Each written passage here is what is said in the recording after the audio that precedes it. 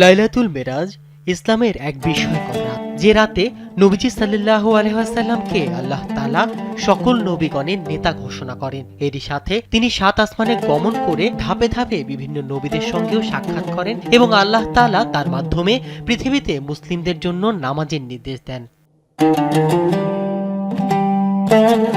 লাইলাতুল মেরাজের এই অলৌকিক রাতে মহান আল্লাহ তাআলা তার প্রিয় নবী হযরত মুহাম্মদ সাল্লাল্লাহু আলাইহি ওয়াসাল্লামকে বিশেষ সম্মান দান করেন। এরই সাথে বহু আসমানি নিদর্শনও দেখান, যা এই মহাজগতে সৃষ্ট কোনো জীবের চোখ দেখেনি। রজব মাসের এক রাতে নবী সাল্লাল্লাহু আলাইহি ওয়াসাল্লামকে মক্কার মসজিদুল হারাম থেকে বাইতুল মুকাদ্দাস পর্যন্ত নিয়ে যাওয়া হয়। এই রাতেই তিনি বুরাক নামের এক অলৌকিক বাহনে এই দীর্ঘ পথ অতিক্রম করেন। এরপর বাইতুল মুকাদ্দাসে পৌঁছে তিনি সকল নবীগণের সাথে সাক্ষাৎ করেন। এর মাধ্যমে আল্লাহ তাআলা ঘোষণা করেন যে মুহাম্মদ সাল্লাল্লাহু আলাইহি ওয়াসাল্লাম সকল নবীগণের নেতা ও সর্বশেষ রাসূল।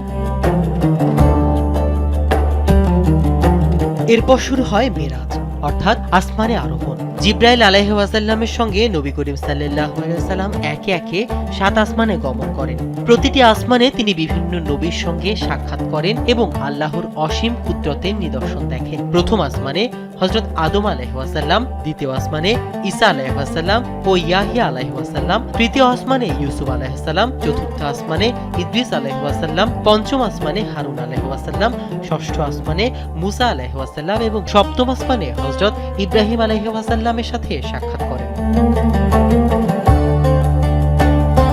সপ্তম আসমানের ঊর্ধ্বে নবী সাল্লাল্লাহু আলাইহি ওয়াসাল্লাম সিদরাতুল মুনতাহায় পৌঁছান। এটি এমন এক সীমা যার পর কোনো সৃষ্ট জীবের যাওয়ার ক্ষমতা নেই। সেখানে তিনি আল্লাহ তাআলার নৈকট্য লাভ করেন এবং জান্নাত জাহান্নাম ও সৃষ্ট জগতের বহু গোপন রহস্য প্রত্যক্ষ করেন।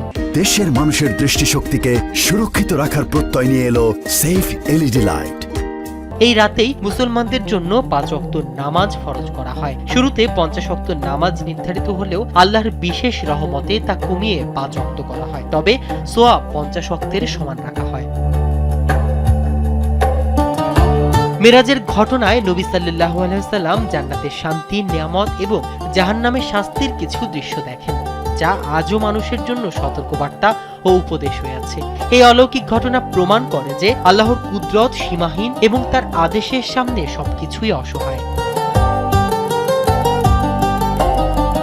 লাইলাতুল মেরাজ মুসলমানদের জন্য ঈমান, ধৈর্য ও আনুগত্যের এক অনন্য দৃষ্টান্ত। কঠিন সময়ের পর আল্লাহ যেভাবে তার রাসূলকে সম্মান দিয়েছেন তা মুমিনদের জন্য আশার আলো।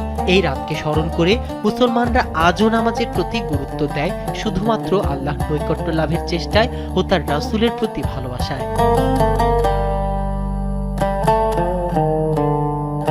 মাহমুদ রহমান সিয়াম, কালবেলা।